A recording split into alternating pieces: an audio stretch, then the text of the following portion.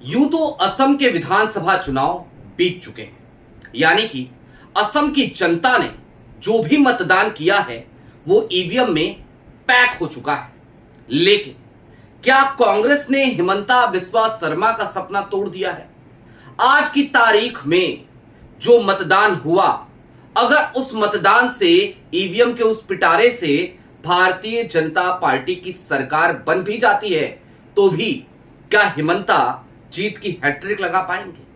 क्या वो तीसरी बार मुख्यमंत्री की कुर्सी पर बैठ पाएंगे? अगर बैठेंगे भी तो कितने दिनों के लिए बैठेंगे? कहीं हिमंता की कहानी वैसी ही तो नहीं हो जाएगी जैसे बिहार में नीतीश कुमार की हो गई? और क्या इसके पीछे निश्चित तौर पर कांग्रेस का मास्टर स्ट्रोक होगा? कांग्रेस जिसने खुल करके हिमंता बिस्वा शर्मा से एक ऐसी लड़ाई की शुरुआत करी, जो लड़ाई आज की तारीख में एक पर्सनल टसल सी लगती है। गांधी परिवार जो खुल करके ये कहने लगा था कि ये लड़ाई तो हमारी पर्सनल लड़ाई है, यानी कि असम में कांग्रेस की जीत अगर होती है तो वो राहुल गांधी की पर्सनल लड़ाई वाली जिद की जीत होगी। खैर, आज बहुत कुछ समझने की जरूरत है, लिहाजा वीडियो में अंत तक जरूर बने रहिएगा। नमस्कार, मैं स्वप्निल और आप युगचरण न्यूज देख रहे हैं। दोस्तों, आगे बढ़ें उससे पहले वही छोटी सी अपील, अगर आप युगचरण पर पहली बार आए हैं तो चैनल को सब्सक्राइब करते हुए जरूर जाइएगा, क्योंकि यहां आपकी और हमारी मुलाकातों का सिलसिला लगातार जारी रहता है। अब आगे बढ़ते हैं। 5 अप्रैल की तारीख से एक बार फिर शुरुआत करने की जरूरत है, ताकि जल्दी जल्दी से रिकॉल कर सकें कि गंगा में कितना पानी फिलवक्त तक बह चुका है। 5 अप्रैल की तारीख होती है दिल्ली में इंदिरा भवन, और वहां पर तमाम पत्रकार जुटे होते हैं। तभी पवन खेरा इंदिरा भवन के उस कॉन्फ्रेंस हॉल में आते हैं और वहां आकर वो एक प्रेस कॉन्फ्रेंस करते हैं, पत्रकारों को संबोधित करते हैं, कुछ दस्तावेज रखते हैं और हिमंता बिस्वा शर्मा और उनकी पत्नी को लेकर बहुत ही सनसनीखेज आरोप लगाते हैं। मसलन पवन खेरा ये बताते हैं कि हिमंता बिस्वा शर्मा की पत्नी के पास 3 पासपोर्ट है। इसके साथ ही साथ वो यूएस के व्योमिंग में, जिसे एक टैक्स हेवन माना जाता है, वहां पर दस्तावेज दिखाते हुए कहते हैं कि देखिए, हिमंता ने 52,000 करोड़ रुपए का निवेश व्योमिंग में किया है। बस उसके बाद से हिमंता बिस्वा शर्मा, जो लगातार भारतीय जनता पार्टी की जीत के लिए मेहनत करते हुए नजर आ रहे थे, 5 अप्रैल की उस पीसी के बाद उनकी लाइन लेंथ बिगड़ जाती है और पवन खेरा सिर्फ दिल्ली वाली प्रेस कॉन्फ्रेंस तक नहीं रुकते। उसके बाद वो असम के गुवाहाटी पहुंचते हैं, वहां पर भी एक प्रेस कॉन्फ्रेंस को संबोधित करते हैं और यही तमाम आरोप लगाते हैं, वो तमाम दस्तावेज भी साझा करते हैं। बस फिर क्या था, आनन फानन में हिमंता बिस्वा शर्मा अपनी सफाई देते हुए नजर आते हैं। वो धमकी भी देते हैं कि एफआईआर दर्ज की जाएगी, मुकदमा दर्ज किया जाएगा। मुकदमा दर्ज भी होता है, लेकिन इन सब के दरमियान और क्या क्या होता है? तो होता यह है जनाब कि हिमंता अपनी लड़ाई में अलग थलग पड़ते हुए नजर आते हैं। मसलन पवन खेरा की प्रेस कॉन्फ्रेंस के बाद दिल्ली में सुधांशु त्रिवेदी जरूर एक प्रेस कॉन्फ्रेंस करते हैं और उसके बाद भारतीय जनता पार्टी अपना पल्ला झाड़ते हुए हिमंता बिस्वा शर्मा से नजर आती है। यानी कि भारतीय जनता पार्टी की टॉप लीडरशिप में से कोई भी खुल करके हिमंता का साथ देता नजर नहीं आता। ना तो अमित शाह कुछ कहते हैं, ना प्रधानमंत्री नरेंद्र मोदी कुछ कहते हैं, ना ही एस जयशंकर। और कुल मिलाकर इसे इस तरीके से समझिए कि ऐसा लगता है जैसे मोदी सरकार ने हिमंता बिस्वा शर्मा को, असम के मुख्यमंत्री को अकेला छोड़ दिया हो।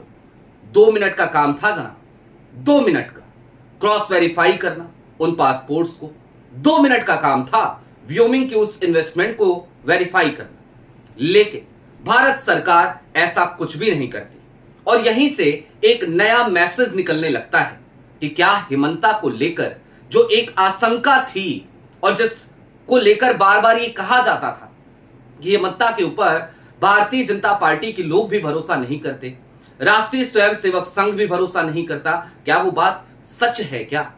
और ये तमाम बातें इसलिए भी होने लगती हैं क्योंकि हिमंता बिस्वा शर्मा जैसे जैसे वक्त गुजरता है वैसे वैसे अपनी भाषाई मर्यादा को खोते हुए नजर आते हैं। कभी पवन खेरा को कुछ कहते हैं, कभी मल्लिका अर्जुन खड़गे को कुछ कहते हैं। पेड़ा बना दूंगा से P.L.U की मात्रा .ग तक ना जाने किस किस तरीके की शब्दावली का इस्तेमाल हिमंता बिस्वा शर्मा के मुखारबिंद से होता है। और इसी बीच में आपको याद होगा एक वेब पोर्टल है, नाम है Lalan top India today group का। उसके एक पत्रकार हैं सिद्धांत भी वहां पहुंचते हैं और हिमंता बिस्वा शर्मा से वो एक सवाल कर देते हैं उनकी ही भाषाई मर्यादा को लेकर। और इसके बाद बस फिर क्या था, हिमंता भड़क पड़ते हैं, कहते हैं कि मुझे भाषाई ज्ञान और मर्यादा सीखने की जरूरत ललन टॉप से नहीं है, मेरी भाषा ललन टॉप से कहीं ज्यादा बेहतर है। जैसे ही हिमंता ये कहते हैं, हम जैसे तमाम लोग अपने माथे पर निश्चित तौर पर हाथ रखने पर मजबूर हो जाते हैं। क्या हिमंता बिस्वा शर्मा अब पत्रकारों को भाषाई मर्यादा सिखाएंगे? उन पत्रकारों को जो लगातार संसदीय भाषा का प्रयोग करते हैं, उन पत्रकारों को जो अपनी भाषाई मर्यादा के लिए ही तो जाने जाते हैं, उनको अगर हिमंता बिस्वा शर्मा से भाषाई मर्यादा की ट्रेनिंग लेनी पड़े तो भला इससे बड़ा दुर्भाग्य इस देश में पत्रकारिता का क्या होगा। इस देश में पत्रकारिता का कोई स्वर्ण काल कभी नहीं रहा, लेकिन आज की तरीके का गर्तकाल भी कभी नहीं था। और ऐसे में टीवी चैनलों पर जिस तरीके का गर्तकाल हमें देखने को मिलता है, वैसे हालात में कम से कम कुछ पोर्टल्स हैं, कम से कम कुछ डिजिटल प्लेटफॉर्म्स हैं जो खुल करके पत्रकारिता करने की कोशिश तो कर रहे हैं। कर पा रहे हैं नहीं कर पा रहे हैं ये बाद का विषय है, ये इतर विषय है, ये शोध का विषय है। लेकिन अगर उन्हीं पत्रकारों को भाषाई मर्यादा का पाठ कोई और नहीं बल्कि बिगड़ैल भाषा के लिए कुख्यात विख्यात हिमंता बिस्वा शर्मा सिखाने लगे तो भला इससे ज्यादा बेअदबी इस देश में पत्रकारिता की क्या होगी। खैर, थोड़ा सा हम विषयांतरित हो गए, अब उसी मुद्दे पर लौट आते हैं कि क्या हिमंता को ले डूबी है कांग्रेस। दरअसल आज की तारीख की स्थिति को समझिए। 5 अप्रैल से लेकर अब तक, या फिर कि इसे इस तरीके से कहिए कि 5 अप्रैल से लेकर 9 अप्रैल की तारीख तक जो कुछ भी घटित हुआ, उसमें जो परेशानियां, जिस तरीके की बौखलाहट हिमंता बिस्वा शर्मा के चेहरे पर हमें दिखाई दे रही थी, वो इस बात की बानगी थी कि निश्चित तौर पर पैरों के नीचे से जमीन खिसक गई है, कुर्सी की चूल्हे हिल गई हैं और हिमंता बिस्वा शर्मा को अपनी कुर्सी अब दूर खड़ी नजर आती है। जितना असर पवन खेरा की प्रेस कॉन्फ्रेंस का नहीं हुआ था, उससे ज्यादा असर तो हिमंता ने उस पीसी का बार बार जिक्र करके असम में ही खुद ही कर दिया।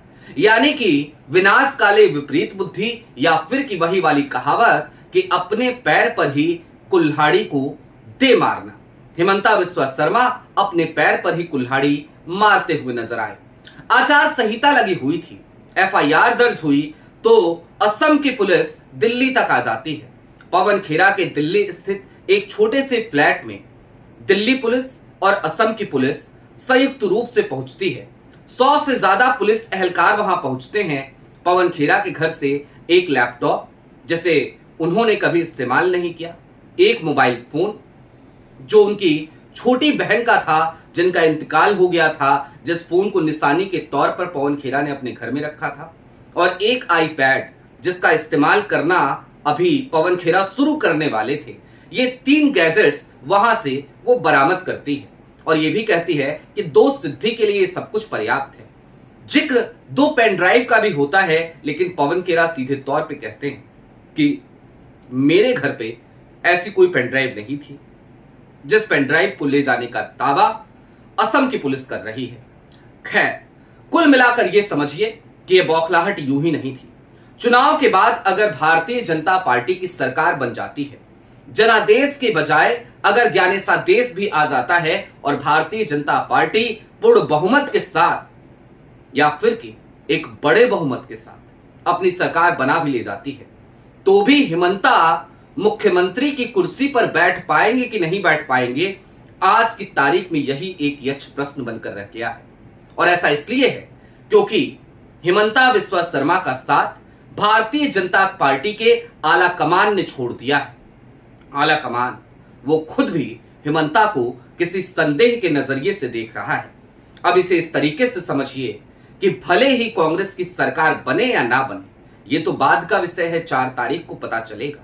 लेकिन उन सब के बावजूद हिमंता से जो बदला गांधी परिवार को लेना था, वो लेने में हमें तो फिलहाल कांग्रेस कामयाब दिख रही है, पवन खेरा कामयाब दिख रहे हैं।